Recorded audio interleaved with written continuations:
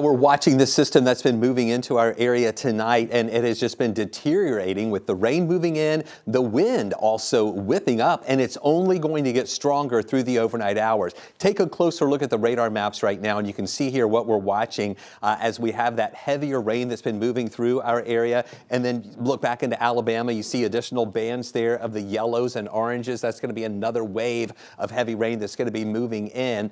And it's been pretty persistent, and it looks like the rain will remain persistent overnight and into tomorrow morning. And it's tomorrow morning in the time frame, let's say between 5 and 9 o'clock in the morning, where it's going to be the most active. And that's when more of this rain is going to be feeding in. Look at the severe weather threat tonight along the Gulf Coast region. Thanks to this line of storms moving in, we'll see our strongest storms for the early morning hours here for tomorrow. So we're looking at multiple impacts. Number one, the rain. 2 to 3 inches of rain possible. Localized areas could see up to 4 inches of rain. That's why we have a flood watch in effect. We also have a wind advisory in effect here, a high wind warning in effect for North Georgia. Winds here between 30, 40 mile an hour gusts, but up in North Georgia, 50 mile an hour wind gusts possible. And then early tomorrow morning, mainly on the south side, that's where we have the risk for severe storms. Stay with us. We'll break down all of these impacts and have the updated timeline for you in just a few minutes. All right, Chris, we will check back in with you shortly. Meanwhile, let's take a live look at Hartsfield-Jackson International Airport, where state officials say the weather may put a dent in travel plans. If you or someone you know is flying tomorrow, you will definitely want to pay close attention for any cancellations or delays. And rain and storms will also likely impact you if you plan to hit the road. 11 Alive's Cody Alcorn joining us live tonight from our 11 Alive Thunder truck. So Cody, you're out in Fulton County riding down I-85 South. How are things looking right now?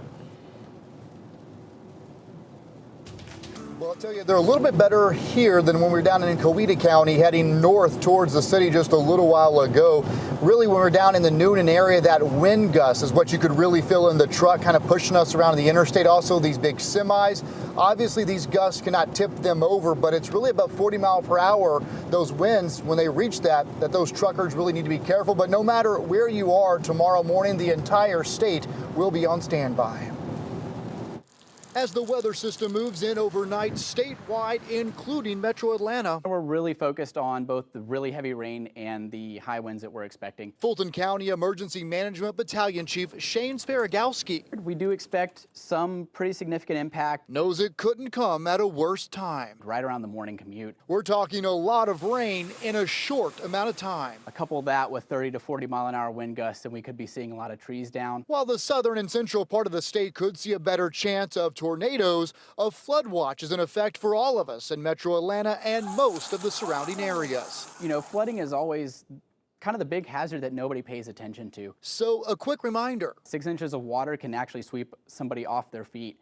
A foot of water can sweep a vehicle away. And don't forget about the power outages. Georgia Power says they are ready and their crews are on standby. But we haven't exactly staged any crews in specific areas because we are expecting it's a statewide event and not just one specific area. So everyone's on call and ready. And asking customers to be patient. After the rain has completely stopped and the winds have completely slowed down, they can get to work.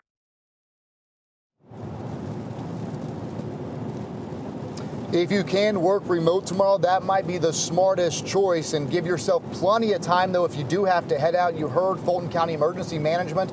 They're saying they expect big impacts on these roads you're looking at right now on 85 southbound here.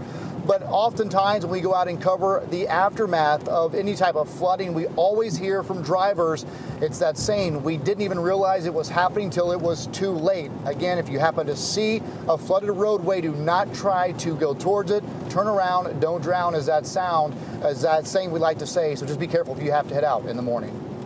All right, Cody, thanks so much. And with the threat of flooding and severe storms, nearly a dozen school districts have decided to either delay or cancel school tomorrow. So to find out if your child's school is making changes, just text the word closings to 404-885-7600. We'll send you a link of school districts straight to your phone. Again, that's the word closings to 404-885-7600. And if you'll be out on the roads tomorrow, as Cody just told us, state emergency management officials want to remind us, turn around, don't drown, saying you should never drive your car into standing water. So if your vehicle stalls, you should abandon it right away and seek higher ground. Floodwater can rise quickly, cover your vehicle, and then sweep it away. And finally, stay out of floodwater. Don't even let the kids play in it. The water could be contaminated or electrically charged. According to Georgia Emergency Management, it only takes 6 inches of fast-moving water to knock you off your feet.